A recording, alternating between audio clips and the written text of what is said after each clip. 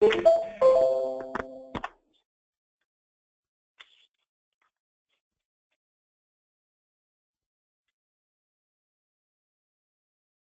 broadcast is now starting. All attendees are in listen-only mode.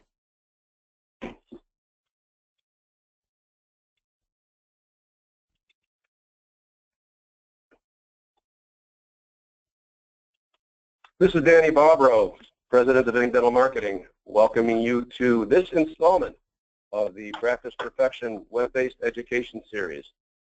Today's presentation is entitled, Make the Oral Systemic Connection, Simple Steps to Profitably Incorporate Oral Systemics into Your Practice. As founding father and first president of the American Academy for Oral Systemic Health, Dr. Chris Kammer has been a vocal advocate for the application of oral systemic health principles for over 30 years. Chris shares his wealth of knowledge in this high-impact webcast, which runs the gamut from systemic testing, identifying whole body inflammation and its risk for deadly disease, to addressing the implications of genetic inheritance on overall health. He'll share the very latest studies demonstrating the connections between medicine and dentistry to help open patients and practitioners' eyes to the risks associated with out-of-control periodontal disease. In simple-to-understand language, Chris will share the basics of diagnosis, move on to the keys to effective communication to both educate your team and motivate your patients. The presentation highlights the best of what's really working to improve patient outcomes while increasing practice income. Now, before we get to the presentation, as usual, I want to remind everyone that these Practice Perfection webcasts run for around 90 minutes.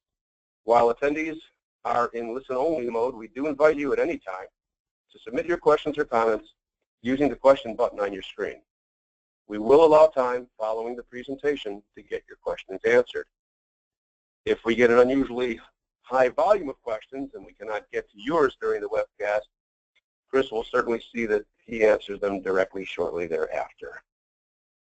Attendance at this presentation entitles you to apply to receive 1.5 hours of continuing education credit. That's PACE approved continuing education credit.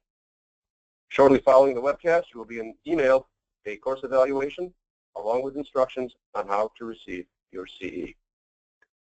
Participants are cautioned about the dangers of incorporating techniques and procedures into their practices if the course has not provided them with adequate clinical experience to allow them to perform it competently. And with that, it is my distinct pleasure to welcome to the Practice Perfection stage my friend and fellow AOSH founding member, board member, Dr. Chris Kammer. Hello, Chris. Hey, hi, Danny. Thank you so much for having me on your webinar this evening. And I just want to tell everybody I've known you for, wow, since the turn of the century, since we got together and did slam dunk success in dental marketing many, many years ago.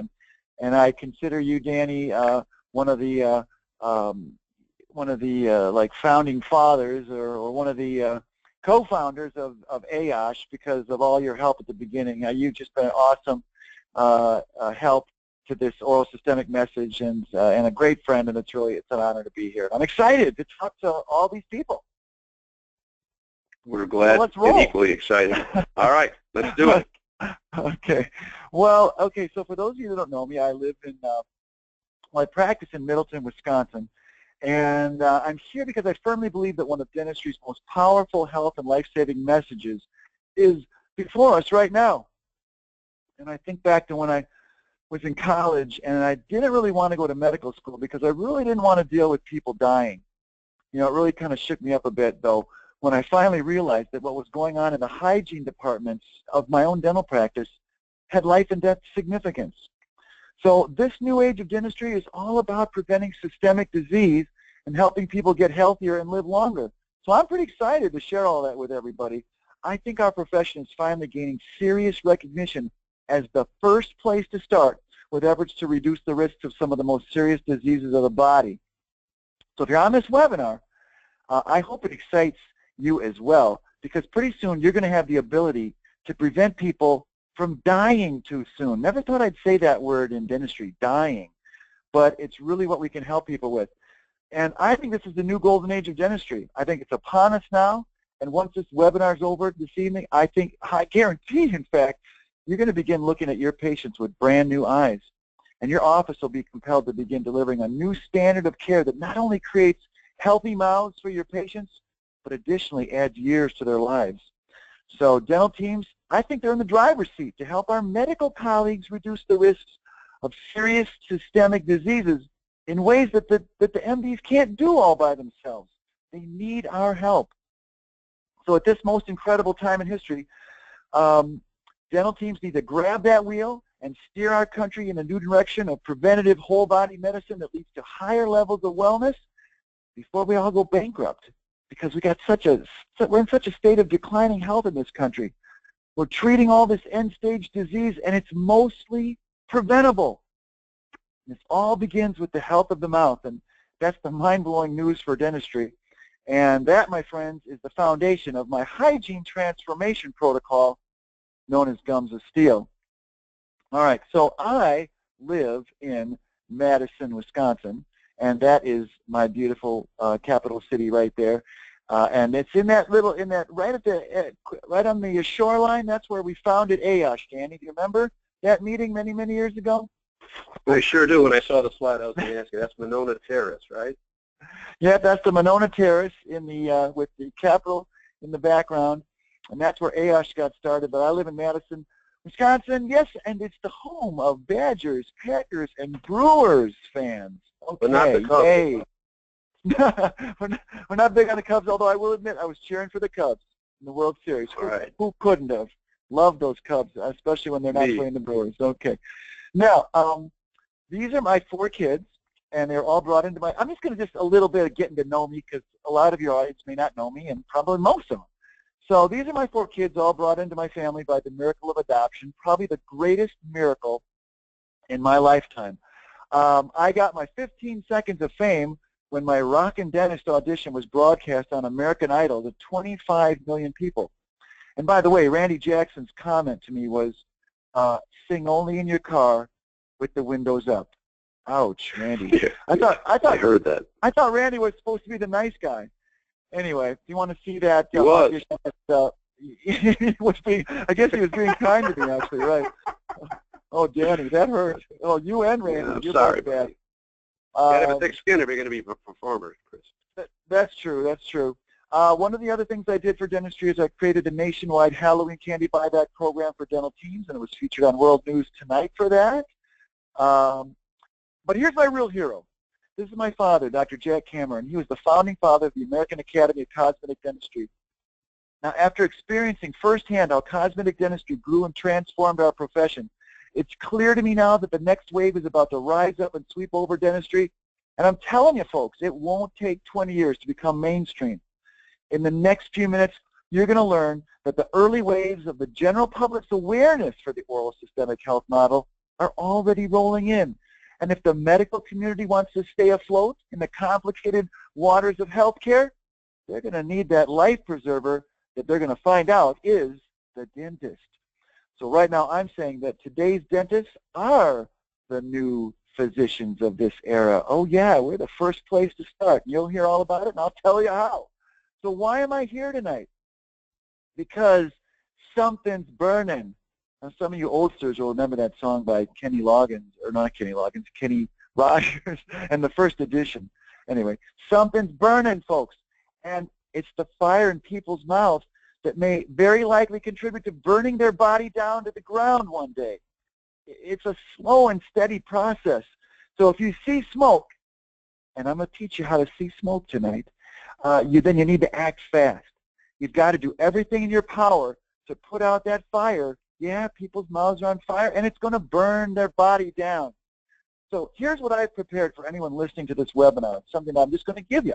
It's a nice collection of mainstream media references to give our patients that verify the oral systemic connection in language that they understand. In other words, if they're Dr. Oz fans, or if they're Reader's Digest fans, or Consumer Reports, this handout makes it easy for your patients to understand that their mouth health is absolutely connected to their overall body health due to the accepted credibility of all those third-party media references.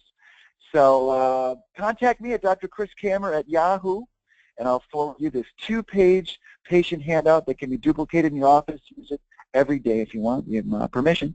Go for it.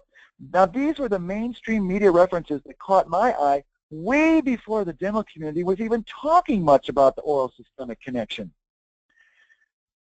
But when I started to scour through the journals and I learned that some of this info was already out there, but not really being talked about very much, which I found hard to believe, considering the deadly consequences of this stuff. Now, this mortality stat alone is one that I'm sure most diabetics don't even know about. We should be shouting this one from the rooftops. Physicians need our help to give the best care to their patients, and we need to let them know that. And we also need to be telling the public this at every opportunity. Seems to me it would be malpractice on the part of a physician if they were ignoring the periodontal health of their diabetic patient. Diabetes and periodontitis are complex chronic diseases with an established bidirectional relationship. There's a long-established evidence that hyperglycemia in diabetes is associated with adverse periodontal outcomes. However, given the ubiquity of periodontal disease, the emerging global diabetes epidemic, the complications of which contribute to significant morbidity and premature mortality, it's time for the dental profession to dig in and diagnose and treat periodontitis to do our part to reduce that burden of diabetes. We got much, much, much to do. Now, an insurance company study that has shown that periodontal therapy reduces the need for medical care and drugs. Did you hear that? That periodontal therapy can reduce the need for medical care and drugs, and that comes to an annual savings of over $3,000. Randomized controlled trials consistently demonstrate that mechanical periodontal therapy is associated with a reduction in the diabetes screening marker A1C. That's a screening. We're going to talk more about that later in the webinar here, but you can reduce your screening marker. You get better A1C values with periodontal therapy. And this is so significant that it has the clinical impact that's equivalent to either taking a second drug or, in part of your regime for controlling your diabetes. So imagine that this alone seems to be a strong confirmation of the oral systemic connection. So what do you really want? Do you want costly medical care and drugs? Or do you want to skip all that and go for getting your gums healthier? This, to me, is a no-brainer. So try to imagine the dental profession keeping people out of doctors' offices, yeah, and saving the system millions upon millions of dollars if we all go after this period disease that's out there. There's a lot of it out there. In fact, the average dental office tells me that 85% of their prophy patients bleed. Now, is that your office? Are your prophy patients bleeding? I mean, pretty much every office that I've ever spoken in front of, they tell me that 85% of their prophy patients are bleeding. So is that your office? I'm just telling you, right, I'll be honest, it used to be mine. That's right.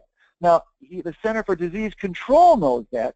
There's millions and millions of people out there with periodontal disease. Conservatively, they feel that half of all adults have it. I actually say it's a lot more than that. And so do the major organizations in dentistry. When you look at these opinions, I feel like the actual percentage of those out there with periodontal disease is higher than 80%. Well, let me Chris, just let me ask interrupt you you for a second. Just a question. Sure. I'm sorry to interrupt. How are they defining periodontal disease? Because I'm guessing they may have a higher threshold than they ought to, or than you. Oh, Danny, that's such a great question, because there is a brand new definition of periodontal disease that is not being used by 95% of practices out there. It's called the whole mouth approach, and it takes into account clinical signs as well as the pathogen levels in the saliva. And we're gonna get to that. So you're just a little bit ahead of me, but that's an awesome question. So once again, I'm just going to ask everybody out there, how many of your 6-month recare prophy patients are bleeding? It's a lot of them.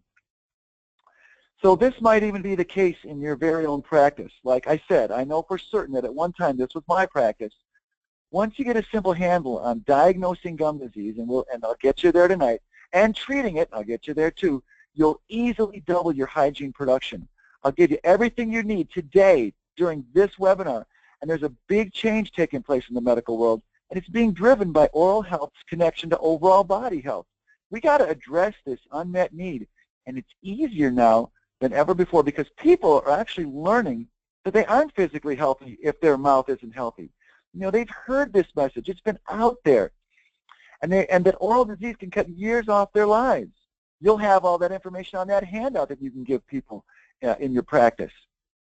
So this is a timely and very direct message being broadcast out by a new group of people who want to put dentistry in the medical health spotlight where it belongs. And these are people like Ayosh, and these are people like all of you listening to this webinar right now. But if you're thinking, oh, you're talking about all that gum disease, that's not really my office. I'll challenge you out there, because you might be surprised what you'll find out. And once we finish this webinar, you'll know what I'm talking about. But if over 90% of the patients with existing gum disease go untreated in the average general dental practice, and this is by the old definition of gum disease, wait till I throw the new definition at you. It'll blow your mind, and it's even higher than that. I can guarantee that those patients out there with existing gum disease are getting bloody prophies, and they're foolishly being told to floss more, as if that's going to even change anything. And then they're reappointed for another prophy in 6 months, where they once again see the officers seeing the same bleeding and offer the same procedure and useless advice. Oh, you need to floss more, blah, blah, blah. This kind of stuff has got to stop. Now, the stats on the submitted claims to insurance companies also convict our profession that we are not as a whole treating periodontal disease at the level that it's present. Once again, according to all the major health and dental organizations, right? If 80% of the adult population has periodontal disease, but 90% of our patients are getting 6-month prophies, then, my friends, something is seriously wrong. Our profession, this is what really bugs me, is acting as if periodontal disease doesn't even exist, right? I mean, come on, if 90% of the claims are for prophies, we must be thinking that, okay, well, 90% of people don't have gum disease. That's crazy. A 6-month prophy defined by the American Dental Hygienists Association is a preventive procedure to be performed on healthy mouths to prevent disease. But every dental office still tells me that over 80% of their prophy patients are bleeding. So what I'm saying here is that those patients shouldn't be getting prophies. Bleeding is not a sign of health. Those patients should be getting periodontal therapy. All right, so, and we know that periodontal therapy, which includes scaling and root planing, gets rid of almost all of the bacteria, and that's the best attack against this disease, since it reaches into the deeper pocket areas where the most virulent of the dangerous bacteria live. And oh, am I going to talk about dangerous bacteria as we continue here. But there's this unmet need for this level of care, and offices aren't doing enough of it. We would be so convicted. So pardon me, folks, if I'm mad as hell, because I'm not going to take this anymore. Bleeding gums and periodontal disease are out of control, and they're harming our bodies and our overall health, and you will know that without a shadow of a doubt by the end of this webinar. I'm just really one guy trying to light a fire under the butt of my all-too-quiet profession of dentistry to get something going, to start doing something about this. And folks, I need your help. It's so hard to change the conservative profession of dentistry. So get ready and stay tuned here, because I'm going to raise some hell about all this right now, okay? So what do you do when you're mad as hell? It's my belief that we all need to start talking like this if we're ever going to improve the dreadful statistics regarding the prevalence of gum disease. Now, a significant amount of blame can be directed towards dentists because of the supervised neglect of far too many in our profession. I think they just keep thinking that this gum disease, these bleeding gums, are just going to go away if they floss more, and because they're not flossing, it's not my problem, it's their problem. It's like, no, no, no, no, no, no, no. If they've got the disease, you can't let them leave your office with disease. This webinar is about confronting those old ways, tearing them down, and replacing them with a new medical standard of care. And it's imperative to do it now, because periodontal disease can make you twice as likely to die from a heart attack, 3 times as likely to die from a stroke. If they're diabetic, like we saw on the slide, you're 4 to 7 times more likely to die. There's the D word. Plus, your risks for getting cancers go up 63% for pancreatic cancer, 33% for lung cancer, 50% for kidney cancer, 30% for blood cancer. I mean, I could go on and on. So come on, folks. This is definitely serious stuff. At the very least, 1/3 of your patients should be on a recurring 3-month periodontal maintenance schedule, meaning that after they've had their periodontal therapy, you can't cure gum disease. You can control it. And how do we control it?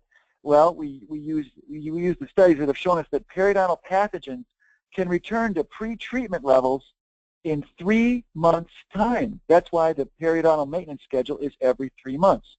So in order to stay ahead of the repopulating bugs, you got to see your patients at least every 3 months once they've been diagnosed with periodontal disease and had periodontal therapy. You know, I laugh when there's all this gum disease out there and the standard mantra out there is see your dentist twice a year. You know, that could have deadly consequences that it's wrong, because if most people have gum disease, most people should be coming in every 3 months after their periodontal therapy. So remaining on a 3-month recurring perio maintenance schedule has proven to be the best health strategy according to the American Academy of Periodontology. I think we can go with what they say on that. So ideally, if 1/3 of your patients were coming in twice as often as your prophy patients, that would more than double the value of, you know, to your practice of those people. And for every 100 prophy visits in your office, you'd have an equal 100 periodontal maintenance visits. But that's nowhere near reality. You know, once again, and if 1/3 of your practice, if you were even conservative and said 1/3 of my patients have moderate to severe periodontal disease, then once you've converted those patients to periodontal therapy, then that 1/3 would be coming in twice as often, and for every person that comes in for a prophy, you'd have a person coming in for a periodontal maintenance visit, because those perio maintenance people come in twice as much. But like I said, that's nowhere near reality, and this is the biggest growth area in all of dentistry. Did you hear what I said? You're looking for a growth area within your practice? This is the biggest growth area in all of dentistry. Now, the average dental office isn't doing anywhere near 100 perio maintenance visits for every 100 prophies they do, because once again, they're acting as if periodontal disease doesn't even exist, which is pretty much what this slide is telling you. Of all the offices I've consulted with, the average number of perio maintenance visits per 100 prophies is a meager 3.4. That's criminal. I really do. But once again, I've been there, folks. I'm not looking down on you, because I've been there. This was my office before we started our Gums of Steel hygiene transformation. This is, you know, you can go to where we've gone. This is where my office is at now. How do you implement the Gums of Steel philosophy in your office? Well, it can start with the periodontal probe. Doctors rarely even pick up the darn thing. You need to get up close and personal with your patient's bleeding, because even when your hygienists say there's no bleeding, because they've been used to your casual attitude towards bleeding gums, once you start going in there and checking interproximally to all these patients that never floss, there's bleeding at every interproximal. So how do you expect to impact their lives with all the benefits of healthy gums if you don't find what is surely there in most people? See if your charting matches your hygienist. I mean, I'm not saying you have to fully chart them, but, you know, spot check it. Make sure that your hygienists are picking up the bleeding. You know, because when I used to ask, how is there any bleeding? Oh, a little. Really? Well, did you chart it? Nah. You know, they should be charting it. You should be working on getting it improved. And if there's lots of bleeding, you know, they shouldn't be getting prophy because they're diseased. So be on the lookout for the bleeding. That's the easiest thing I can tell you. Now let's quiz everyone taking part in this presentation today. Let's say we've got a patient with constantly having pockets of 2 to 3 millimeters, but you've got bleeding at most posterior interproximals. So most likely not a regular flosser. What treatment would you recommend for this patient? Right, once again, 2 to 3 millimeter pockets, but they've got bleeding at all their posterior interproximals. Well, the treatment that would be recommended according to the American Board of Periodontology calls for root planing in addition to a routine prophy, meaning that you can do a scaling and a root planing, periodontal therapy on that. By definition, all that bleeding is disease, and in our office, that calls for 4 clogs of our least difficult first level of scaling and root planing. There's a new code out now, I think it's 4634, that allows you, folks, write this down, because this is mind-blowing. As of January 1st, you can do scaling and root planing on 4 quadrants in one visit if there are 8 bleeding points. So listen, there's got to be a big bump in the scaling of root planings going on out there. But there's a new code for it, and you would use that code if there isn't any otherwise evidence of breakdown of the structure of the tissue, bone loss or deep pockets or such. Okay, so if there's 2 to 3 millimeter pockets, you can start doing scaling and root planing on those people using this new code. I think it's 4634. Okay, so. But before this code, and we haven't even used that code, we still do 4 quads of scaling and root planing at our scaling and root planing fees. There's just no other choice. It's all about the bleeding, and we have 0 tolerance for it. Remember, a pro fee, by definition, you got to remember this, is only given to patients with healthy gums. The bleeding gum patient is not healthy. Like I said, there's a new code for that. It's D4346. Write it down. I'm going to discuss a little further later. So where do we start? How do we get gums of steel happening in our offices? All right. This, once again, this should be your long-term goal, to be doing an equal number of pro fees and perio maintenance visits. Now, my best offices doing gums of steel out there have even higher. The highest I've seen is 130 of perio maintenance visits for every 100 pro fees. These could be your goals. But look at, this is what the average dental office is doing, 3 or 4, 3.4. So we got lots of work to do. All right, so if you guessed that the average office, just wasn't really doing any perio maintenance because they weren't diagnosing and treating the disease, well, you're right. Here it appears that the average office is only performing full mouth periotherapy on 2 patients for every 100 pro fee visits they see, which basically says that only 2 people had disease after you've done 100 pro fees.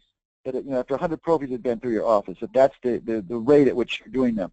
Now, I don't believe that for a second, especially if 80% of those pro fees were bleeding, like everyone tells me that.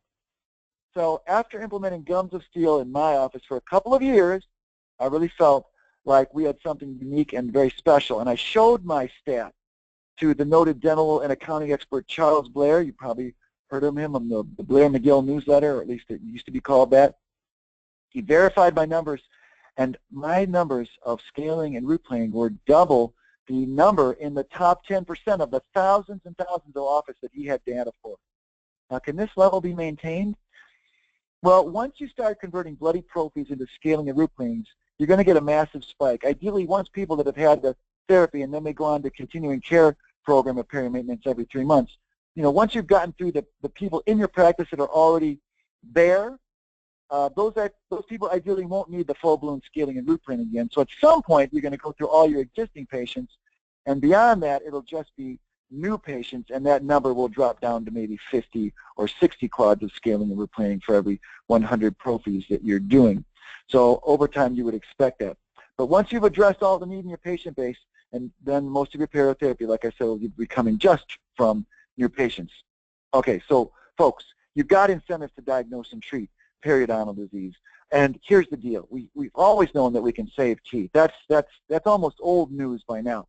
The new news is, oh my gosh, we can save lives. And like I said, I'm going to get to all the connections, and you're going to hear, you're going to know without a shadow of a doubt that this is real, this is true. This is the new dentistry of the ages. This is the golden age, the new golden age. So, we can save teeth, we can save lives. And what else? And if neither of those are going to make you get in there and dig for a higher level of diagnosing and treating periodontal disease, some people will respond to this one. Hey, folks, the blood and the bad bacteria floating around in people's mouth equals higher production. You probably will double your hygiene production. Okay, but to me, the bigger sin is that if you're underserving your patients who are counting on you to protect their lives, and you're ignoring them if you don't have a zero tolerance for bleeding and bad bacteria and gum disease, I frankly don't even care which one of these incentives works for you. But please respond to at least one of them, because they'll all help us get to a better place in this country with the unbelievable amount of gum disease running rampant out there. So for the next 60 minutes of this webinar, I'm going to focus on how to save your life, your team members' lives, and your patients' lives.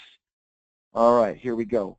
Is the secret killer in your body? Is it in your body? Yeah, it is. It may be. Time Magazine's cover story a few years ago was all about inflammation. Man, that is the buzzword. And they labeled it the secret killer that can lead to heart attacks, colon cancer, and other diseases. And as far as inflammation goes, which profession do you think is on the front line of battling the disease that's the most common source of inflammation in the entire body? Well, you're going to find the life-saving hygienist on that front line because it's gum disease.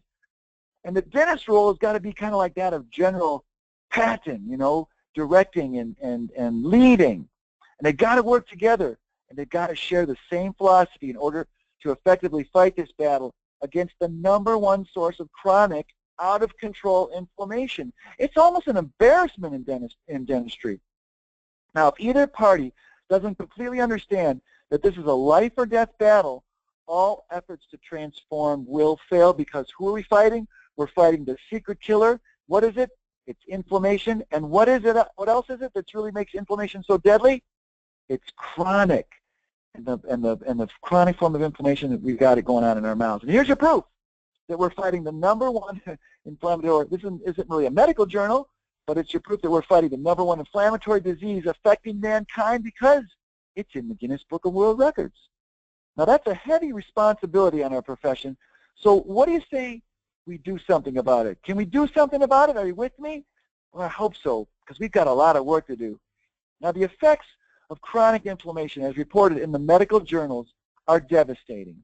Once your circulatory system is on fire with inflammation, and right, it can be coming from your gums, it continues to burn, and it leads to insulin sensitivity and diabetes. Just follow the arrows on this chart, as well as excessive fats in the blood, in addition to fatty plaques forming in the linings of your arteries. And if you follow those arrows, folks, they all lead to an increased risk of heart attack and stroke. So now you see the pathway. You might remember when the American Heart Association said there's no direct connection between gum disease and heart attack. Well, they were sort of right, but they were way, way wrong too. Because what they meant was there isn't a direct connection or a straight arrow path from the upper left side box to the lower right side where it's circled stroke and heart attack, meaning that, okay, sure, we've got inflammatory stimuli going on. We've got the free radicals, we've got the pathogens, that's all going on in the gums, but there's no direct arrow to the stroke and heart attack, right? So, but unfortunately, the takeaway message of the American Heart Association was completely wrong, whether it was intended or not. Yes, it's true that the American Heart Association agrees that chronic inflammation like gum disease, I mean, everybody would agree with this, that chronic inflammation like gum disease can increase systemic inflammation, which can lead to the increased risk for heart disease and stroke. That's the correct message, but it wasn't made clear. And I believe that that was reckless on the part of the American Heart Association to say that there was no direct connection. And I was very disappointed in the American Dental Association as well for immediately rubber stamping that message when it came out and passing it on to the world, and you know, as if it was just A-OK. But then they rescinded it too, if you noticed. If you noticed, they pulled their rubber stamping of that. But anyway, now you know the truth. The chronic inflammation caused by gum disease can contribute to heart attack and stroke, as reported in the medical journal Current Opinion in Clinical Nutrition and Metabolic Care. That's a beautiful slide. Now, we know that periodontitis leads to entry of bacteria into the bloodstream, right? All those bad bugs. The bacteria, what are the bacteria? They activate the host inflammatory response throughout the body by multiple mechanisms. So systemic inflammation runs wild, and the body's immune system favors, you know, that response favors the buildup of fatty plaques in your arteries. Now, the two huge periodontal groups, the European Federation of Periodontology and the American Academy of Periodontology, have agreed in a consensus report that studies assessing cardiovascular events have shown statistically significant excess risk for atherosclerotic cardiovascular disease that was reported in individuals with periodontitis. You got periodontitis, you got excessive risk for atherosclerotic disease. Now, this was independent of the other established cardiovascular risk factors. So, given the high prevalence of periodontitis, this connection to the increased risk is important from a public health standpoint. With our country's health in decline, right? I mean, we're spiraling downhill. The dental profession's got to rise up and attack gum disease with every weapon we've got. So I think we are all well versed in spotting the clinical signs of gum disease, like the bleeding, the exudate, the bone loss on the x-rays. But here's that part of gum disease that you can't see. You can't see this with your naked eye. This is the whole mouth approach, because now we're looking at bacteria that's in the mouth that we can't see with the naked eye. But look how dangerous it is. We need to know what bacteria levels are in the mouth and what's thriving in the mouth, because if you've got high levels of some certain bacteria, you're not only are you risking increased tissue damage and bone damage, but you're also risking increased risk for heart disease and heart attack as well. So here's what I find really interesting, because one of the very commonly known pathogens in gum disease is P. gingivalis. And here out of the Journal of Periodontology, we see that if you've got high levels of P. gingivalis, that's associated with a 13 times high, and that's a very unlucky number, isn't it? 13 times higher risk of a heart attack.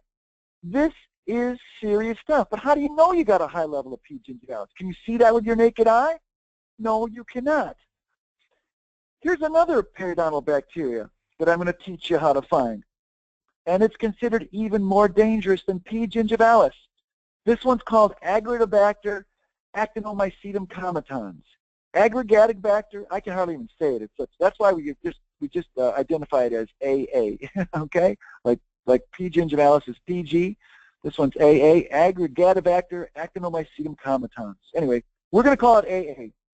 This nasty bacteria helps the fats that are flowing through your bloodstream settle into the linings of your arteries. That's what this study is saying.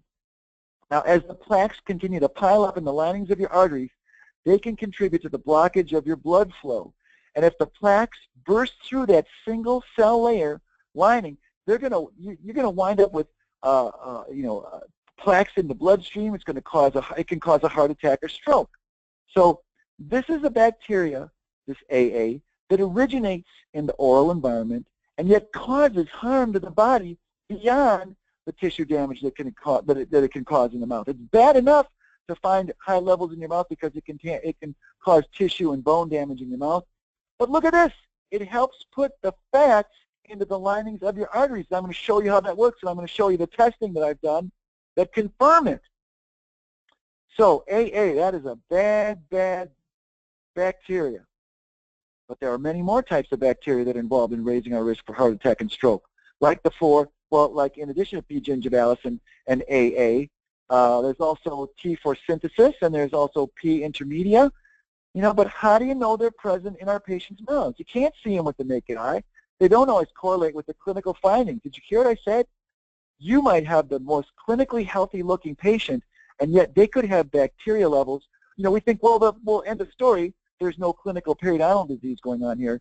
Yeah, but if they've got high levels in their mouth and it's floating through their bloodstream, it takes on a whole new significance, and they can have high levels of these bacteria without clinical signs. So clinical findings are really only half the picture when it comes to diagnosing this systemic disease. When we take a whole mouth approach, we've got to look beyond the clinical signs that we see with our eyes, okay? And how do we do that? How do we do that? I'm so glad you asked. All right, I'll tell you how to do it. But give me one more slide. Now, the message is clear that we've got to do this, and it's coming from our friends in the medical world. This is Dr. Chip Whitney, and he is the president of the American Academy of Private Physicians.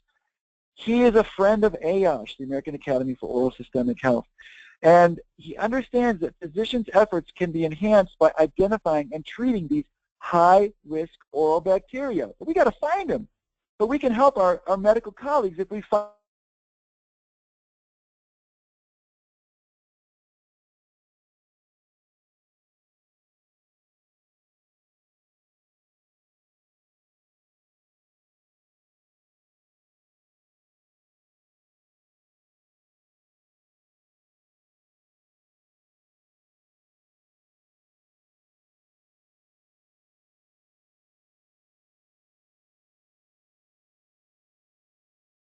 every physician out there who's trying to reduce their patients' risk for heart attack, stroke, diabetes, and many other serious diseases, it's got to be getting clearance from the dentist. They can't ignore that component. because these bacteria levels need to be controlled, and nobody knows where they're at. So we're all flying blind unless we know this. So dentists have got to use a lab test to demonstrate these bacteria levels. And this is the test. It's a simple 30-second swish and spit oral DNA saliva test. We do these tests in my office all the time. And they're going to help us identify the types and levels of the most harmful periodontal bacteria present in our patients' mouths. So once again, it's worth repeating, but you can't see this bacteria. You can't see it with your naked eye. You've got to use a lab test. We're becoming like real doctors now, because what do real doctors do? They draw blood, they do lab tests.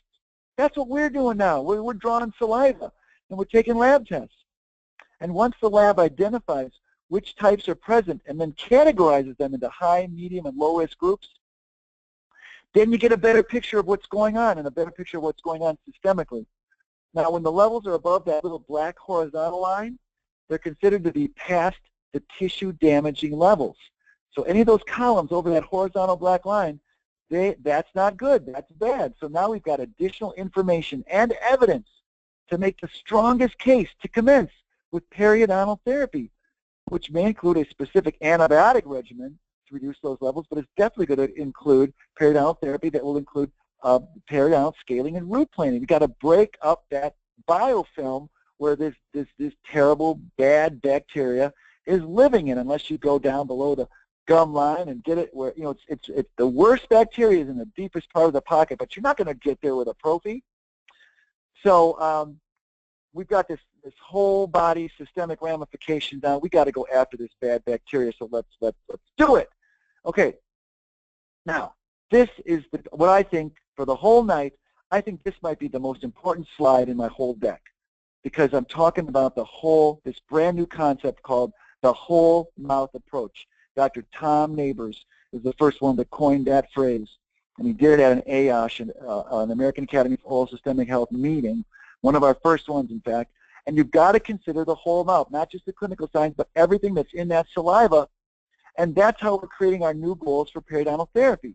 And this, once again, comes from the Journal of Periodontology. It was reported that the #1 goal, I mean, like, why do we even do periodontal therapy? What are our goals? This will blow everybody's mind when you actually have a goal for your periodontal therapy. I think we usually think, well, it's to get clinical signs under control. We want to stop the bleeding. We want to stop the loss of the connective tissue. We want the tissue to be healthier, bleed less, stop the bone loss. Okay, yes, all of that. But we want to reduce these bacteria levels below the horizontal lines, because, you know, we know that we can do that, and our bodies can better handle the bacteria. Because why? How does the body handle the bad bacteria? If it can handle it better if our host, and that's our body, is more compatible to dealing with that nasty bacteria. Meaning that if you're in great shape, you're healthy, you've got enough sleep, you're nutritionally eating well, you're de-stressed, you don't smoke, you're in a proper weight. Once again, all of those things really come into play for us to be able to give our patients not just their best healthy bodies, but their best healthy gums and oral conditions. And this is one of the goals of periodontal therapy. We want compatible hosts. So dentistry should be involved in all those areas that I talked about. The new practice model for dentistry in the oral systemic age includes all those areas, like, you know, at least a screening for some of those issues, but because we've got to look beyond the mouth. At the very least, you can be screening those areas and referring for follow-up with the patient's physician, or you may be additionally offering care and assistance in nutrition counseling, stress reduction, anti-smoking efforts by teaming up with a nurse practitioner who works right out of your office. Now, remember that I said that because I truly believe that's the future of dentistry. We don't have time, you know, when we're trying to get people periodontally healthier, and we've got to look into some of their lifestyle choices. That's where a nurse practitioner could come into play. Even the medical community doesn't have time to work preventive medicine. But I think there's going to be that critical bridge between the medical and the dental is the nurse practitioner. And I believe it's the future, and I believe that currently I'm involved with a beta test where we're exploring that for the next 6 months. So stay tuned, because I think some exciting information is going to come out on that one. But now let's look at the second goal for periodontal therapy, and it's to achieve clinical, okay, we all know about that, clinical stability and microbiological stability. Well, for the clinical, of course, we've got our in-office skills to judge for that, but for the microbiological component, you need to utilize the oral DNA saliva test in order to document that you've got that bad bacteria under control. So many in our profession treat to manage the clinical signs, okay, that's good, but they completely ignore the bacterial levels. And we've got to be looking after those because it's part of our major goal for periodontal therapy. Okay. Now, for microbiological stability, right? You've got to use antibiotics, and this is coming out of a medical journal, and this is, if we want microbiological stability, you got to knock that bad bacteria out of there. Once you find it, you got to kill it. You got to kick it out. Gum disease can't be cured, so we've got to pull out all of our weapons to control it. And you've got to be aggressive. I am tired of this, oh, let's watch it, or let's see if they can do better with their home care. That is BS. Patients aren't going to care till we start caring. Patients aren't going to take it as serious as a heart attack until we start taking it as serious as a heart attack. So I love the word aggressive, and you need to believe in that word and become that word if we're going to make progress in this battle to get gum disease under control. No more casual attitudes about this. Out of control inflammatory disease that's contributing to early deaths, yeah, the D word, due to the atherosclerosis risk that it raises. The worst bacteria will resist our best scaling and root planing efforts. So we've got to use systemic antibiotics. Now, do you wonder why that our best scaling and root planing efforts and our patient's best home care efforts that this bacteria might even resist that? Well, part of it is because they're so darn dangerous, and they're tissue invasive. You might have gotten all the bacteria out of that pocket, but bacteria, it attaches to the tooth surface and it invades that adjacent epithelium and connective tissue. The most harmful bacteria, that are the baddest of the bad, they migrate right through that tissue and they stimulate bone destruction. Now, you may have removed all the calculus and the biofilm bacteria from the tooth, and even inside that intragravicular fluid, but how are you going to remove the bacteria working its way through the tissue? It's sort of in there with a coat of armor, and that's where an aggressive use of antibiotics comes into play. So that's why we've got to do that. Now, here's how we find, the bad bacteria. We use the swish and spit oral DNA saliva test, and to do that, it's the only way we're going to get a complete diagnosis of active periodontal disease by identifying the pathogens that are present and at what level. Like, if it's under the horizontal line, well, our bodies, if we have a good host response, our body can handle some of that bacteria because hopefully we're strong, we're healthy, we're eating right? But for the average person, once you're over that horizontal line, that means you're at the tissue damaging level, and that means that there is risk for tissue damage. So that would be considered a serious infection, and especially when you got those high-risk pathogens like PG and AA. Look at that on the left side there, the purple column and the red column. Those are beyond the black horizontal threshold bar, and you get this report back from oral DNA once you've taken that 30-second swish and spit saliva sample, and they do a DNA analysis of the bacteria in your mouth, and can come back and tell you that, yeah, we've got bacteria levels in the tissue damaging zone. So when I see levels of AA and PG like that, remember the slides that I showed you about how bad they are, I additionally become very concerned for my patients' heart disease and stroke risk. Like, who'd have thunk it that you're looking at somebody's periodontal condition and making a diagnosis, and all of a sudden now you're starting to worry about the plaques lining up on their arteries, or that they might be at 13 times higher risk for a heart attack. So I become very, very concerned. I want to know if there's thickening going on in their arteries, if their arteries are aging, and are there atherosclerotic plaques present, putting them at an increased risk for heart attack and stroke, okay? So for your periodontal treatment goals, the microbial bacterial load showed on the oral DNA report needs to be considered in conjunction with the clinical improvements that you're going to be working on as well with your scaling and root planing. Only then have you taken into account that whole mouth approach. You're looking at the clinical signs, you're also looking at the bacteria that's in the saliva. Otherwise, you've really only gone halfway, and I'm here to say that the majority of our profession only goes halfway. I'm here to say that even periodontists out there only go halfway. They don't believe in even looking for the, I'm just saying by and large. Now some do, so I don't want to convict the whole group out there, but by and large, not enough people are looking at the bacteria that's present in the saliva. Now, depending on the combinations of the bacteria, Excuse me, 1 second. At the other end of the spectrum, would you agree? I mean, some people are very aggressive and they just throw the antibiotic book at a patient.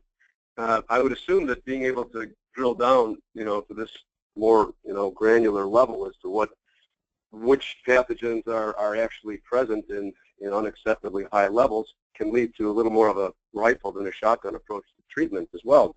With the benefit being that maybe there's a little bit less likelihood of developing a resistance to the antibiotic. Yeah, Danny, that's an excellent question, because your comment goes right to the heart of this customized medicine approach. We're not taking a shotgun approach. We're, depending upon what levels of bacteria, you could have 47 different combinations right there at the top of the slide. One prescription does not fit all situations.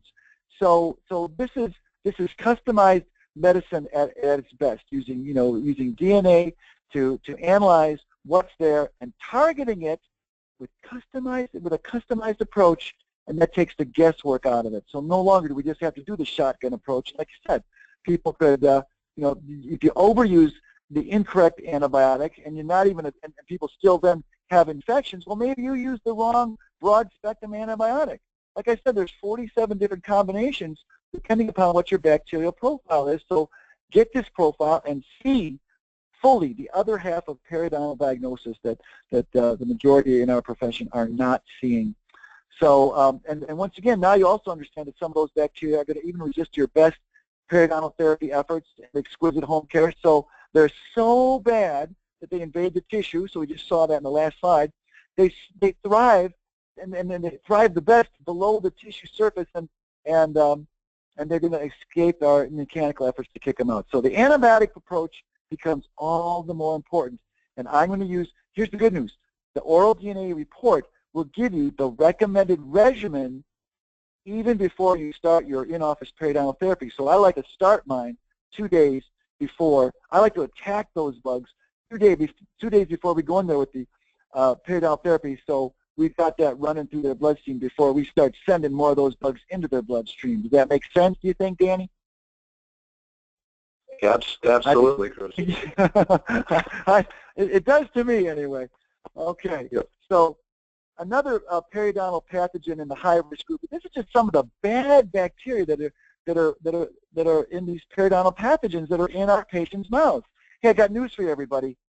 They're in dentist and hygienist mouths as well. I'm going to show you my proof of that in a couple of slides here. So now, another periodontal pathogen in this high-risk group has been identified in heart disease. It's also being studied as a contributor to high-risk pregnancies as well, and that's the Tannerella forsythia.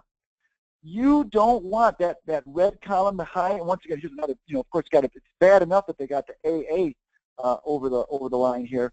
But if you've got the TF and you're a young, you're a woman that's considering getting pregnant or trying to get pregnant, that's a high risk. You could potentially put yourself at a high risk pregnancy with they're studying that right now. So wouldn't you think that every obstetrician and fertility specialist would want to see this panel of pathogens under control?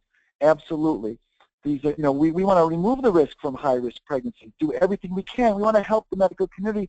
Bottom line, we want to offer the best for our patients to give them the best life possible.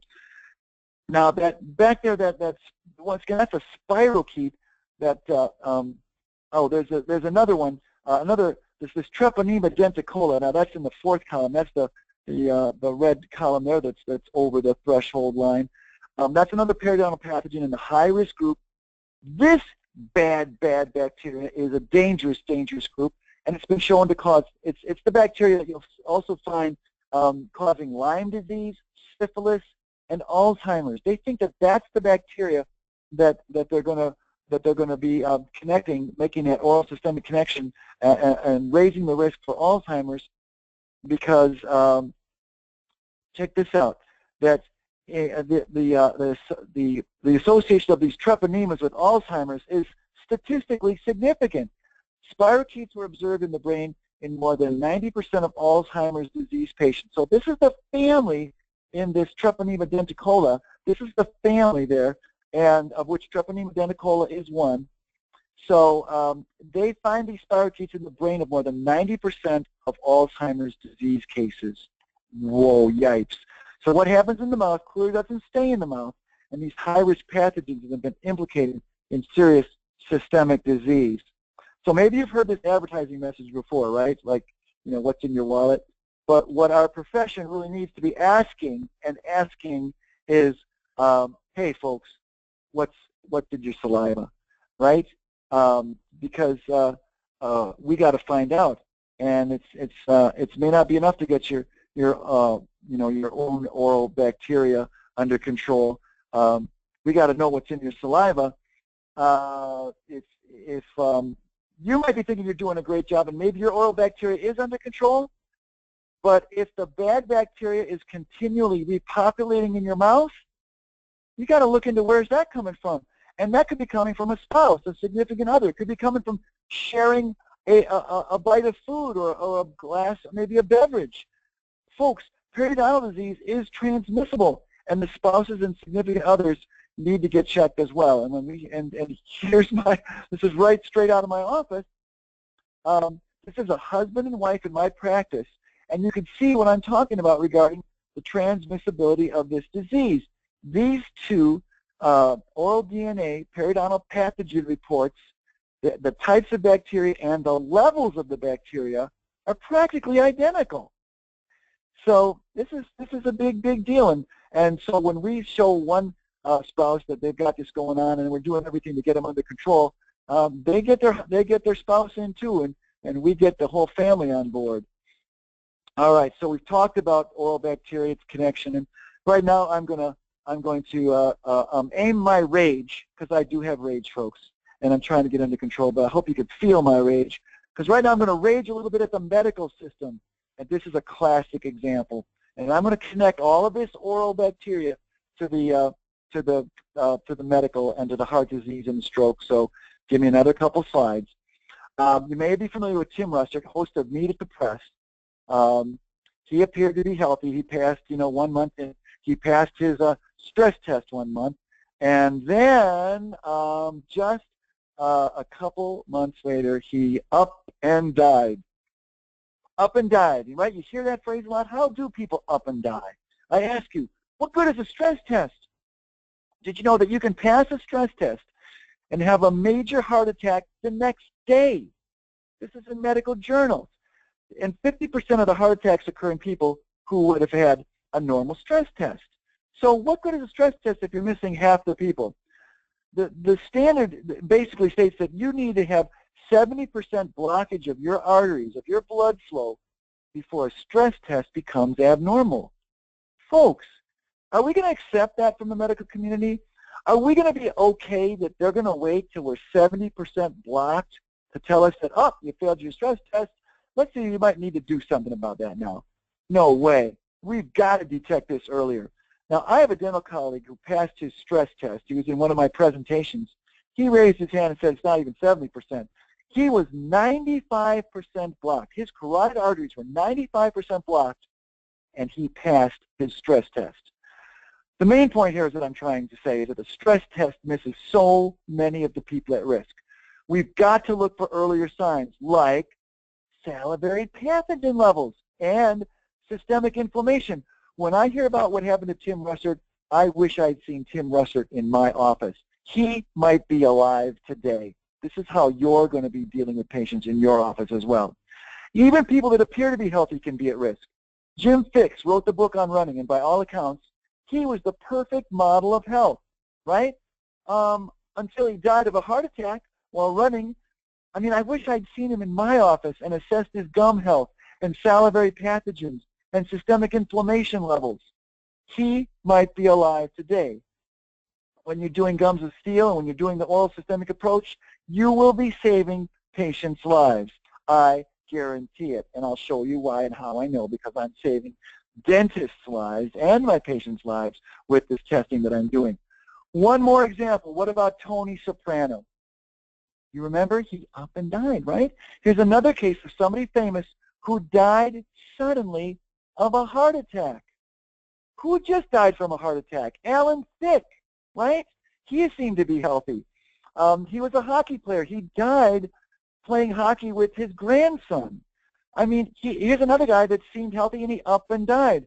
Folks, Tony Soprano, or James Gandolfini is his real name, his family felt blindsided because he had no health issues other than maybe he had a few extra pounds. But did anyone check his dental records? Did he have periodontitis? What would his oral DNA tests have shown? Or would his C-reactive protein and A1C blood levels show anything? And we're going to get into that. Who was watching for his early risk? I'm telling you, people, the medical community is not looking for early risk, but here's where we can help our nation by looking for early risk, because the clues for early risk start in the mouth. And so all these tests, these tests should be taken. Has anyone checked any of these people's arteries for inflammation and dangerous plaques? Because we know that this oral bacteria can start the collection of plaques in your arteries. I don't know, but if Tony Soprano, if James Gandolfini had come into my office, I would have had all of those tests performed on him, and he might be alive today because of the test that I had taken on him. So now I see I'm getting all excited. Now it's quiz time, folks. So I'm going to calm down for a minute. It's quiz time, so just take a moment and see if you can guess this answer.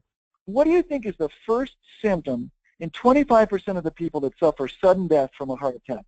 What do you think is their first symptom in 25% of the people that suffer sudden death, like up and die, from a heart attack? You know what that first symptom is? Yeah, that's right. It's sudden death. They didn't see it coming because no early signs of risk were found, because most likely they were never tested for any signs of early risk. And this is right in our hands where it all starts. So folks, I'm telling you, this is what's going on. These are the things that are going on, and though they're still checking cholesterol and the medical community is still doing stress tests, I'm afraid that doctors are still missing the early signs that can lead to a higher risk for heart attack and stroke. So what is the medical world missing? Oh, you're going to love this, folks.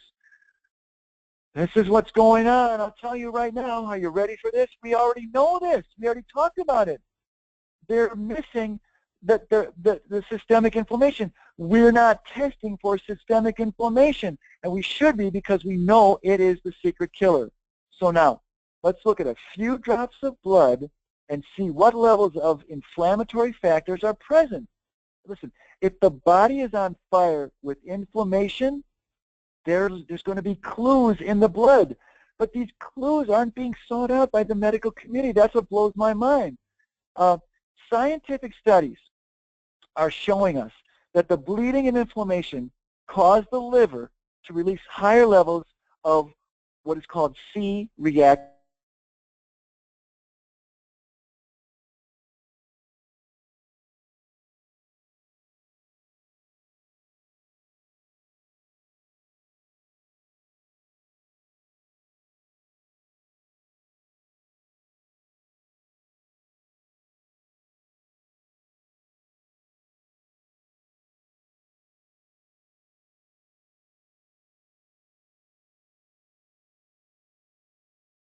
Lowering cholesterol for a patient, they should, in the same breath, or maybe even beforehand, they should be recommending that patients get checked for gum disease and get it under control if they have it. Now, chronic inflammation, yeah, Danny. Quick question. Maybe you can help clarify for me. I've for quite some time known about C-reactive protein. But what I don't understand is it simply a marker? Is it an incidental indicator, or does it actually contribute to this inflammatory cascade?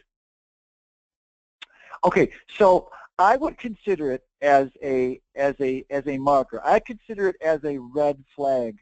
I consider it that it's saying your body is on fire. It's not specific, just right in this, but just like it says here in this slide, it says, C-reactive protein is considered to be the best crystal ball of health ever devised in a single blood test. So it's not going to be specific, but it's going to tell you if your body's on fire somewhere. Well, the So it's point not is it's not in it's not in and of itself dangerous. It's just an indicator that of inflammation. It's something that's a great like canary in the coal mine. right. If you've got an elevated C-reactive protein, that's been shown to precede and predict heart attack, stroke, colon cancer, diabetes, high blood pressure, Alzheimer's disease. I mean, it goes on and on, Danny. So it's like your Sure. question. It doesn't diagnose any specific condition, but it does identify risk for illness. And I think what's cool Right. about it is, like dentists now, we're the Sherlock Holmes of systemic disease, because we've got these early signs, and we know that since systemic inflammation is a killer, we've got to measure it. And what raises systemic inflammation is the #1 source of inflammation that's right in the palm of our hands, because it's periodontal disease. So if our patients have bleeding gums and periodontal disease, we've got to measure and see what's that doing to their body. What kind of fire is that putting out, into their system? And so this sort of this kind of addresses what you asked. It's like, to me, C-reactive protein is like taking your temperature. It's like taking the inflammation temperature of your body. Simply stated, you don't want any inflammation at all. You want to have a 0 score, ideally. I mean, an ideal C-reactive protein level is 0, because you'd prefer to have no inflammation. That would be a good sign.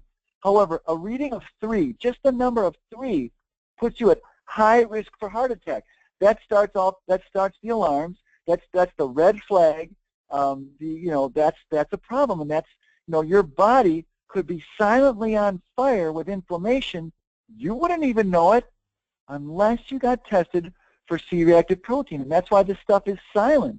So that's why it's so important to know what the C-reactive protein level is in your body. But unless you ask for this on a blood panel, you're usually not going to get it. That's why I think in dentistry we can be taking this so easily, and it's recommended by the American Heart Association if patients have 2 factors to put them at risk for heart disease. Now, what are 2 I got to factors? share. I got to share. I'm sorry, Chris. I just saw Please my do. primary care physician. I just saw my primary care physician a few months ago, and I'd seen him a couple of years earlier. I see him more often than that, but a couple of years earlier, I got a blood test, and I specifically requested C-reactive protein, which he did. And then this next time, just a few months ago, I said, can we did the C-reactive protein? He goes, no, it's not on the panel. I'll only do it if you want to. It costs a little more. And he says, and I don't really see the point, because unless I see other markers that suggest that you're at risk, I don't see the point of wasting your money on it. And you know why they don't? Here's why they don't want to take it. Because then the next question from a patient is going to be, well, what do I do? And they'll say, right. What do I do? I don't know, because I don't know where it's coming from. But if they were smart, they'd say, well, seeing as how are your gums? Honestly, and I'm not just saying this because I'm a dentist, I'm saying, listen, if the #1 source of inflammation of the entire body is coming from your gums, I would, as a physician, I'd say, well, how are your gums? But if I knew what I know, if a physician knew what I know, that most dentists don't even diagnose and treat gum disease, I'd say, well, I'd be afraid to just get dental clearance from just anybody, because they're not treating it, they're not diagnosing it. It's pathetic. I would get to somebody that has demonstrated knowledge of this. I would get to an American Academy for Oral Systemic Health member who has, identifies and knows these risks. So yeah, great. Thanks for chiming in there, Danny. I think that's amazing. And so why would I want to know C-reactive protein? Especially if I know they've got gum disease, and I know that somewhere in their family. Here's another risk factor that just about everybody has. Tell me anybody in your family tree that has had high blood pressure, high cholesterol, heart disease, stroke, diabetes, arthritis.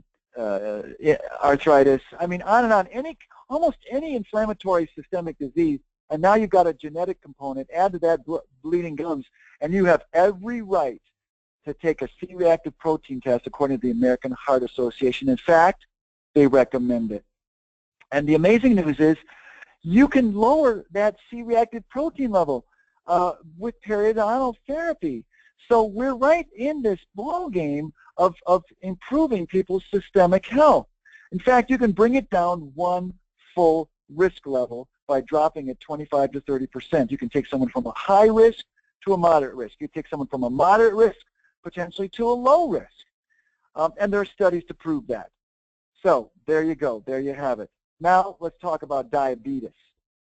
Diabetes and periodontal disease. You know, knowing the connection as we do, when we see one disease, we need to be recommending screening for the other. Reader's Digest, and once again, this is on your sheet that you can have that you can be giving out to your patients that I've offered you for free. Make sure you email me and ask for that. But Reader's Digest has noted the importance of this. Now, we as dentists should be recommending that our patients with gum disease, which is almost everyone, hello, should be getting a blood sugar test and screened for diabetes. Similarly, all MDs should be directing their diabetes and pre-diabetes patients to a dentist to get their periodontal health assessed. If they're pre-diabetes, that's an early risk. Let's start attacking early risk. Why wait for someone to go from pre-diabetes to diabetes? And they surely will, because we have a diabetic crisis in our nation right now. Get that gum disease under control. At least get clearance from your dentist that you don't have it, and then maybe nutritional and other areas can help people, you know, keep their pre-diabetes from becoming diabetes. So, but I'm not comfortable with MDs sending their patients to just any dentist, as I mentioned, or a hygienist, unless they're doing a salivary pathogen test and know how to treat each particular result and follow up with a test again, so they can return the patient to the medical practitioner with the assurance that the periodontal disease is now under control. Once again, can't cure it, but let's keep those bacteria levels under that threshold level. Let's go after it. Let's take it as serious as a heart attack, because that's what it could lead to. Speaking of which, the A1C is a test that measures your average blood sugar level over a period of months, and also a rising level of A1C can signify early cardiovascular risk, even before you're diagnosed with diabetes. So A1C is another amazing inflammatory test. It's a great tool to screen for both, not just diabetes risk, but also for cardiovascular risk. Now, the Center for Disease Control has really opened up the door for our profession by concluding that we could be and should be screening for diabetes in our own offices.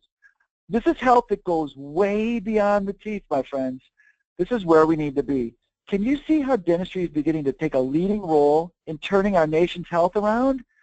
Dr. Sheila Strauss, who I've worked with, has been leading the studies that have concluded this recommendation for our profession. You know, that half the people out there, you know, should be screened for diabetes in our dental offices. So she got involved in another study to show us just how easy it is to do it and how to do it. And certainly we've already learned about the HeartSmart fingerstick method, and I'll show you more about that in a second. But the HeartSmart fingerstick method is basically a way of collecting blood, getting a couple drops of blood. But what if there was an even easier way of collecting patients' blood in the dental office? And this is huge. This is going to be this is why it's going to be so easy to get some blood out of our patient, because the blood's already there, folks. What if after probing we could use a micropipette to collect a single drop of gingival clavicular blood that was already there anyway, right, after probing, and just transfer that little drop of blood to the filter paper card where it dries, and you send that off to the lab for an A1C analysis. Just the same way that we would prepare and send the fingerstick blood on the HeartSmart test that we've talked about and we'll talk more about. The great news here, folks, is that when they compared the A1C readings of the fingerstick blood to the gingival clavicular blood, they found they were virtually the same, with a correlation of 0.991. That means it doesn't matter if you get gingival blood right there in the mouth, or if you get fingerstick blood, the blood is the blood, and you can test it for A1C. Now, the study's conclusion, of course, was that gingival clavicular blood collected at a dental visit can be used to screen for diabetes and to monitor and screen for glycemic control for patients that are at risk. Maybe they've got diabetes and you want to help them make sure that their diabetes is under control. So check this out. the dental office now has the potential to become, write this down because these things are going to become true, the number one, this will be the dental office, will be the number one medical facility for diabetes screening and monitoring outside of the physician's office, right? Yeah, right. One single drop of blood placed right on that lab filter paper card, and you just take it with a little plastic one, you know, these micro pipettes are just pennies, and you put it on the card, let it dry, and you send it in for analysis, and that's how we're going to become the number one diabetes screening facility outside of the physician's office. This is the new golden era of dentistry, and that is my card that I've used.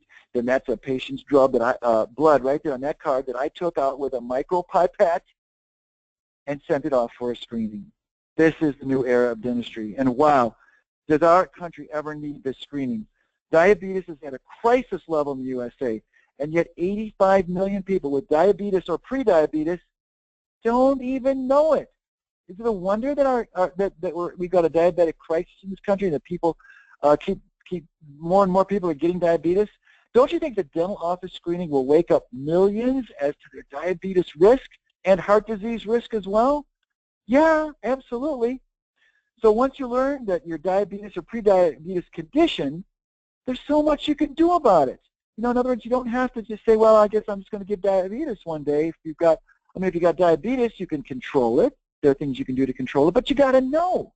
But if you've got pre-diabetes, there are things you can do with lifestyle and getting your gum disease under control. The condition just doesn't have to spiral downhill. You can take responsibility for your health and take action to improve it. And that's where I think the nation's got to really stand up, and that's where dentistry can lead the way, because people need to take responsibility for their own health. That's going to be the new movement that dentistry is going to lead. I think that's pretty cool.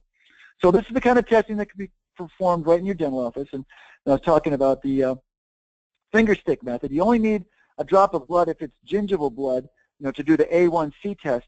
But if you want to do the C-reactive protein test in your office as well, you can get the A1C and the C-reactive protein, but you're going to need a few more drops of blood on the card to be able to get the C-reactive protein test. Now, both of these tests can be performed in the dental office and submitted on just one lab card. This is amazing stuff. So let's take a closer look at periodontal disease's connection to heart disease and stroke. This Johns Hopkins Health Alert reported one of the first real oral systemic connections, and it was the first study to show a direct link between cardiovascular disease and the bacteria responsible for periodontal disease. This is the stuff we're looking for on our oral DNA reports. The higher amounts of gum disease, bacteria in the mouth, like P. gingivalis, showed a clear proportional relationship to the inflammation and thickening of the gut that clogs your arteries. Once again, that's the fat that bacteria, you know, periodontal bacteria like AA, help take those fats that are flowing in your bloodstream and line them up in the layers of your arteries. We know the studies show that AA does that. Here's also proof that the studies in Johns Hopkins has reported that if you've got high levels of these bacteria, you're going to have thicker carotid arteries. So we know this is all real. Now, this chronic assault of the periodontal bacteria can thicken your arteries over decades. Once again, it doesn't happen overnight, but it can cause blockage of your blood flow and even potentially a rupture in your artery wall when the plaques then spill into your arteries, which can cause complete thrombus blockage, right? You tear through, when that becomes a tear through, that's when heart attacks can be caused. Or that's when a thrombus can break loose and then travel up your carotid artery into your brain and cause a stroke. Like I said, it happens over decades, but we got to be looking for early risk. I want to know this is starting to happen in the first decade or the third decade of its existence.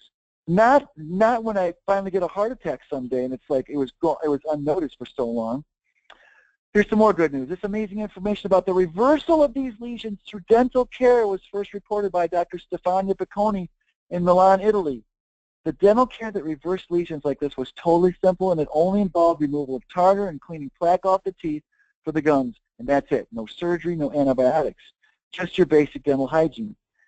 This whole approach, the whole mouth approach, where we're looking for bacteria, this is kind of new. A lot of these old studies don't even look at this. But anyway, this particular study is consistent with the current belief that gum disease is a cause of internal body inflammation that contributes to early degeneration of blood vessels. By taking good care of your teeth and gums, you can not only prevent the development of diseased blood vessels, You could also reduce your risk of developing heart disease by reversing the early lesions that are forming. This is encouraging news. This is even better news.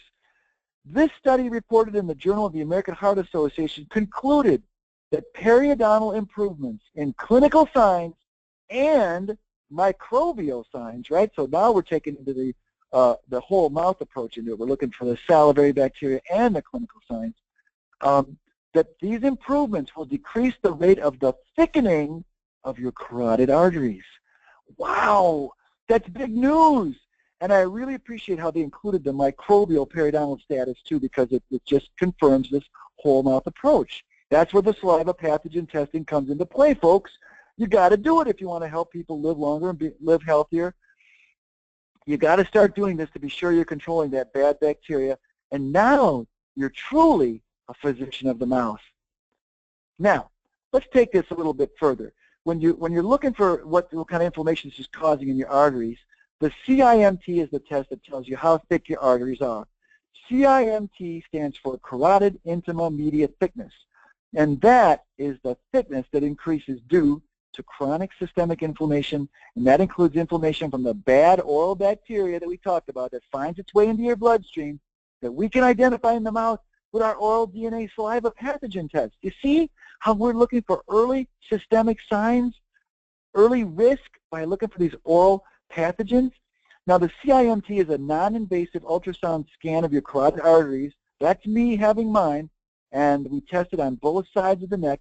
It takes just a few minutes. It's completely painless, and it has life-saving consequences.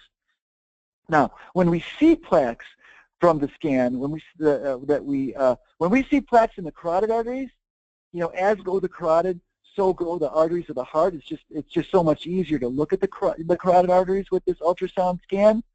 But Dr. Brad Bale, who teaches the preceptorship for physicians and dentists on heart attack and stroke prevention, he says that once you see plaques in the carotid arteries, he says they've already been in the cardiac arteries for 10 years.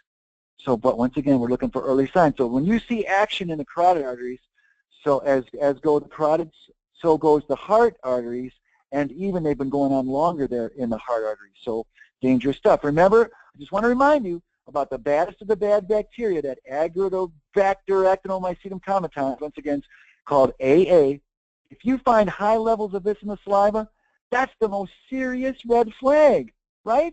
Because it helps create those thickened arteries. It helps create those plaques that are in your arteries. So now, let's look at the systemic test results that I've taken on fellow dental colleagues of ours. Now, this could be, and this will be people that are on this webinar right now, because at some point I'm encouraging you, get these tests. You don't know what's going on in your mouth if you don't take these tests. And I want you all to, I want to save your life before you go out and save the lives of your patients.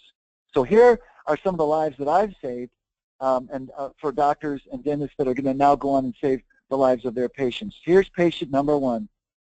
Now, on the top, we're looking at the oral DNA report. And if you'll notice, in the upper left corner, you'll notice that high-risk pathogen level, and that purple column shows that the level of the baddest of the bad bacteria, right, the AA periodontal bacteria, is much higher than the horizontal black threshold level. That means, from an oral health standpoint, that it's in the tissue-damaging zone. But we also now, we're really super afraid because we know how bad that bacteria is if it's floating through the bloodstream. So this also corresponds to a high C-reactive protein level. Remember when I showed you that picture of the thermometer?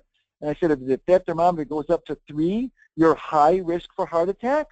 Well, this dentist was knocking on the door of high risk for heart attack, had a high level of the AA. I'm very concerned about the plaques that might be showing up in the arteries.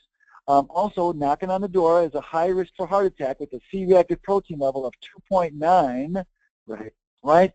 So now, when I see this information, now I want to see, oh my gosh, you know, somebody hold me back, because I want to get this person to a CIMT as soon as possible. But at my lectures, I take the CIMTs, and at AASH, we take them right on the spot. And this particular dentist had high levels of plaques in the arteries, and those were showing up right there Those yellow dots are plaques that were developing in arteries. They represent the plaques that have been identified on the CIMT. And now the danger alarm is blaring in our face because this unknowing dentist had unstable, soft plaques in his arteries that could rupture. The medical community has found that most heart attacks are caused by these soft, vulnerable, homogeneous plaques. This dentist has a ticking time bomb here because this volatile plaque is causing an inflammation at this part of the artery, and it can burst.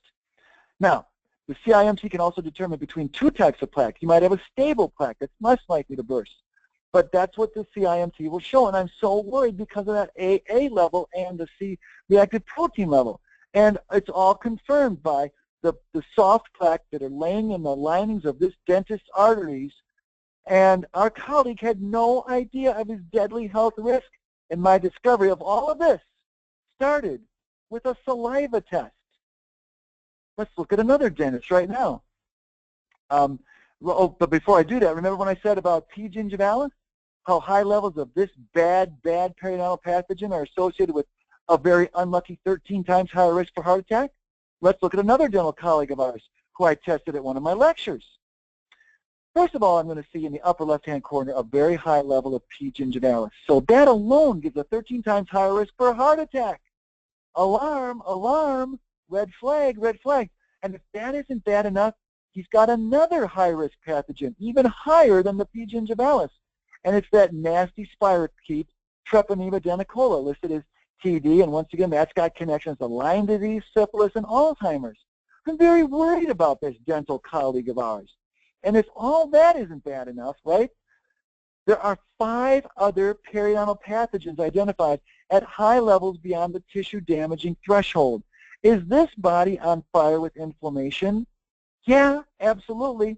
In fact, the C-reactive protein level that I tested for from 4 drops of this dentist's blood is 3 times the level for a high risk for a heart attack. He's got not just high risk for a heart attack, triple high risk for a heart attack. I think we've got another ticking time bomb here.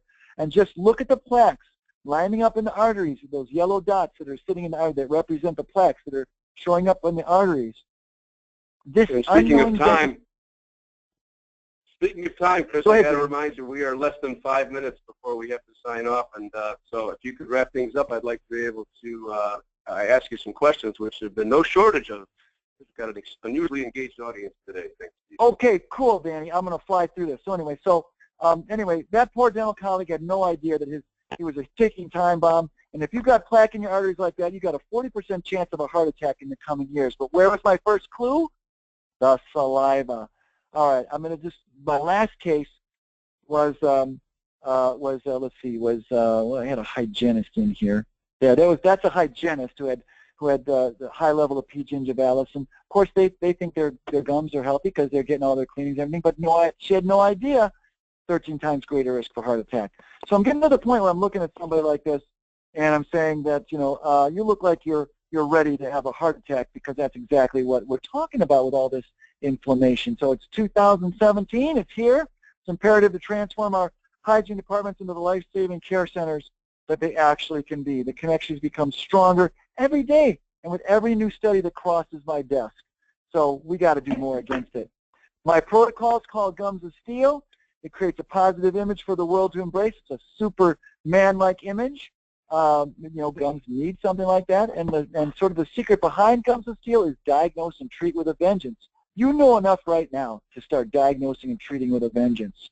And one of the most common things that I use this as sort of my mantra, ZT for B3, that's zero tolerance for bleeding. You can all have that. And zero tolerance for bad bacteria. That's sort of the crux of it. And also pick up a probe, start looking for that bleeding because there's such an obscene amount of bleeding in the offices. So if you need help making all of this work in your office, I'm here to help. The Gums of Steel training videos, protocol manual, and supplemental materials will be your system of success to transform your hygiene department to the medical standard of care. And you're not only going to save lives, you're going to definitely double your production. The Gums of Steel program is going to teach you and your team how to develop a perio-systemic program. It's going to teach you how to create a total wellness practice. how to connect with the medical community, how to educate patients and staff, how to administer all the tests we discussed in your office, how to increase productivity, you'll double it by adding these new services, and how to market effectively. So you can learn more about Gums of Steel at dentalproshop.com. And if you want the unadvertised special for, well, first of all, Gums of Steel is, the online version is $9.95 for anybody that's on this webinar, that's hearing this webinar, throughout December. You only have got 2 weeks to do this. I'm going to give you the unadvertised special price of Gums of Steel, which is $7.95, plus the additional bonuses, including my number one oral systemic 60-minute documentary. This is a DVD that I'll send you. It's perfect for playing in your waiting room. Oh my gosh, is your team going to love that as well? They also reserve a personal practice analysis that I'll do of your practice, and a 30-minute private phone consultation with yours truly in order to make sure. I mean, I want Gums of Steel to work in your office. It's not enough to just buy it. I want to guarantee your success. So remember, for all those that want the special bonus items, you got to email me, tell me you want it, at Dr. Chris Kammer at Yahoo. Let me know you want the Gums of Steel and the bonuses. Oh, Danny, thank you everyone for being here. I guess we'll probably get to a few questions. I just want to thank Danny and AIM Dental Marketing for hosting me. Now get out there, people, and save some lives. And if I can help you, I'd be honored. Danny, what do you got, brother? Thanks a lot, sir. Well, we got a lot of excited people with a lot of questions, probably in the order of 2 to 3 times usual, which doesn't surprise me. And we were joking before we got on the call that being my friend can be hazardous to your financial health. Well, I'm exaggerating a bit, but Chris did indeed agree, after some cajoling on my part, to add a bunch of bonuses here and also reduce to the order of 20%. And this is for real, folks, because if you go to his website, you'll see what the regular investment is, and this is an end-of-the-year special. So if you're motivated and feel that Chris has something of value to offer, or something that you can incorporate into your office, and why wouldn't you, I hope you will take advantage of it. Chris, let me just jump to, I think, the most poignant, I don't know, they were all great questions. What's the best way to engage your team? This is something that because, we talk about all this great clinical ammo, but until you're able to actually convey it and to get your team on board, it sort of is a very well-kept secret. So what's the best way to engage your team in treating periodontal disease? I have written the team speech that you give to the team, and it's a part of the Gums of Steel protocol. It's one of those 40 handouts, letters, studies, and more. But I sat my team down, and I walked them through how we need to be more aggressive because of the seriousness of this disease, and I got them that every step of the way to be agree with all the statements that I said, to all the studies and all the analysis, till they finally agreed that yes, indeed, we've got to be more aggressive in terms of turning bloody prophies into periodontal therapy. And I will tell you, if there's one weak link in the machine here, it will fail. You've got to have everybody on board. That's why it starts with the team speech. I've written the team speech, and you can give it to your team, or you can customize it to your team. But you've got to have the whole team on board. They've got to know it. Also, that DVD documentary, the whole team needs to watch that as well. They will, without question, be firm believers in the oral systemic connection, and they'll want to save the lives of their friends, family, and patient members. And then just after you've done that, don't just say, okay, good, now go do it. Make sure there's feedback. I'm sure you'll support me on this, Chris. You gotta not only hold people accountable, but let them know that you're investing the time and even money in their training, and that it's okay to fail, to get out there. If you don't communicate it the right way or you get shot down, that's okay. That's how we learn. We learn by doing.